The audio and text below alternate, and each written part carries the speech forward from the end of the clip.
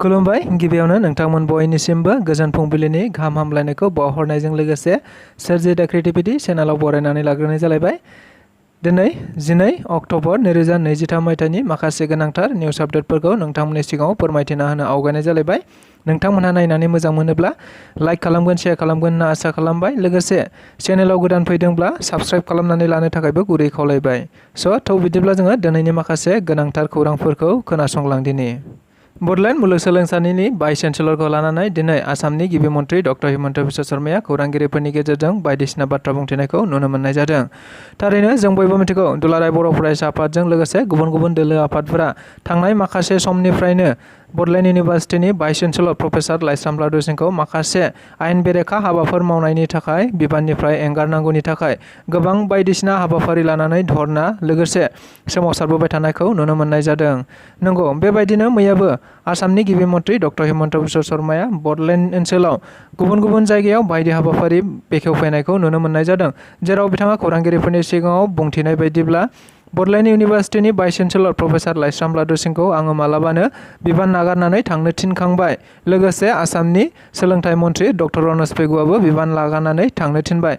नाथाय प्रफेसार लाइस्राम लादु सिंहआ सासे लाजिनो रोङै मानसि।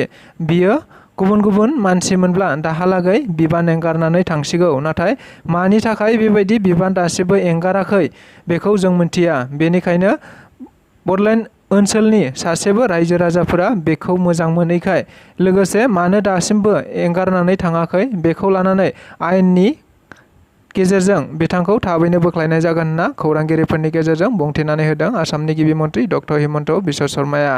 आसामनि सिएम भिजिलेन्स आरो एन्टि कारापसन हान्जाया मैया हरखाबै गसाइगाव सार्केल अफिसाव सिग्रोमनायखौ नुनो मोननाय जादों। थारैनो मिथिनो मोननाय बायदिब्ला बे हरखाब सिग्रोमनायनि गेजेरजों सानै मण्डल फारियै इमामुल हक आरो महरी आली मुंनि सानै मण्डलखौ हमनो मोननाय जायो होनना मिथिनो मोननाय जादों। थारैनो जों बयबो मिथिगौ आथिखालाव डक्टर हिमन्त बिश्व शर्मा बिथांनि बिथोन बायदियै गुबुन गुबुन सरकारि अफिसफोराव रायजो राजाफोरनिफ्राय घुस लानानै बायदि हाबाफारि मावबोबाय थानायखौ हमबोनो थिनबाय थानाय बायदियैनो मैया आरोबाव बेबायदिनो गसाइगाव सार्केल अफिसाव स्रोदै मोनसे सिएम भिजिलेन्स आरो एन्टि कारापसन हान्जाया नायबिजिरनायखौ नुनो मोननाय जादों, जेराव सानै मण्डल फारियै इमामुल हक आरो महरी आली मुंनि बिथांमोनखौ हमनो हानाय जायो होनना मिथिनो मोननाय जादों। लोगोसे खौराङाव मिथिबावनाय बायदिब्ला इमामुल हक आरो महरी आली बिथांमोनहा गोबाव समनिफ्रायनो रायजो राजाफोरनिफ्राय बायदि रां रुफा लानानै एबा घुस लानानै बायदि हाबाफारि मावबोबाय थादोंमोन, जायखौ स्रोद सुलुंनिफ्राय मिथिनो मोननानै मैया सिएम भिजिलेन्स आरो एन्टि कारापसन हान्जाया हरखाबै नायबिजिरनायनि गेजेरजों बे सानै मण्डल घुस लाग्राफोरखौ हमनो हायो होनना खौराङाव मिथिनो मोनबावनाय जादों। आसामनि गिबि मन्थ्रि डक्टर हिमन्त बिश्व शर्माया मैया सानसेयावनो बिटिआर ओनसोलनि दाब दाब जायगाफोराव बायदि मावबिथांखिनि हाबाफारिफोर बेखेवनायखौ नुनो मोननाय जादों। थारैनो जों बयबो मिथिगौ आथिखालाव डक्टर हिमन्त बिश्व शर्मा दैदेननाय आसाम सरकारा बायदि बायदि हाबाफारि लानानै ओनसोलनि रायजो राजाफोरनि गोबां जौगाखांनाय हाबाफारिफोर मावबाय थानायखौ मिथिनो मोनबाय थानाय जादों। थिग बेबायदिनो मैयाबो आरोबाव बिटिआर ओनसोलनि दाब दाब जायगायाव गोबां हाबाफारिफोरखौ बेखेवनायखौ नुनो मोननाय जादों, जेराव आइटिआइ गसाइगावआव लुफुंजानाय एबा बालुंगुरियाव लुफुंजानाय आइटिआइ, क'क्राझार नोगोराव गोदानै लुफुंनाय बिजेपिनि न'खौ बेखेवनाय, लोगोसे बेनि अनगायैबो चिराङावबो डिस्ट्रिक्ट स्पर्ट्स स्टेडियाम, सापागुरिनिफ्राय भुटानसिम आमटेकाजों थांनाय मोनसे लामा, खासिक'त्रानिफ्राय बासुगाव थांनाय लामा, बासुगावनि रेलवे फ्लाइअभार, बेनि अनगायैबो मेगा जेजेएम आसनिनि बेखेवनायखौ नुनो मोननाय जादों। दाखालि 10 अक्ट'बर खालि दुलाराय बर' फरायसा आफाद आरो बिटिसि सरकारजों सावरायलायनायाव माखासे गोरोबथा जानायफोरखौ बिथांमोना खौरांगिरिफोरनि सिगांजों बुंथिनानै होदों दुलाराय बर' फरायसा आफादनि मानगोनां लोगो आफादगिरिया।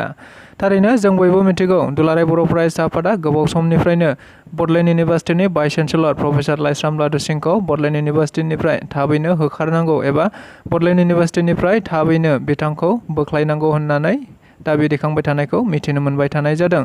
नंगौ, बेबायदिनो आथिखालाव दुलाराय बर' फरायसा आफादा थाद'नाय गैयै मोनसे सोमावसारनायखौ लानाय जादोंमोन, जेराव बिटिआर सरकारनि हांख्रायनायाव दाखालि 10 अक्ट'बर खालि बिथांमोनहा बेलासियाव सावरायलायनाय जायो होनना मिथिनो मोननाय जादों, जेराव बे सावरायलायनायनि गेजेरजों माखासे थांखि दैखांनानै लानायखौबो मिथिनो मोननाय जादों। थारैनो बे थांखिखौनो मैया दुलाराय बर' फरायसा आफादनिफ्राय रायजो राजाफोरनि गेजेराव खौरांगिरि बिजोंनि गेजेरजों मिथिहोनाय जायो होनना मिथिनो मोननाय जादों।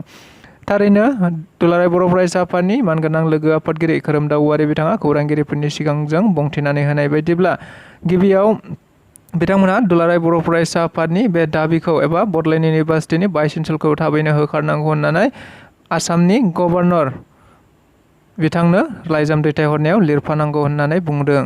लोगोसे बेनि अनगायैबो नैथि दाबियाव आसामनि गभर्नर बिथांजों दुलाराय बर' फरायसा आफादखौ थाबैनो सावरायहोनो थाखाय थांखि दैखांनानै लानांगौ होननानैबो बुंथिदों।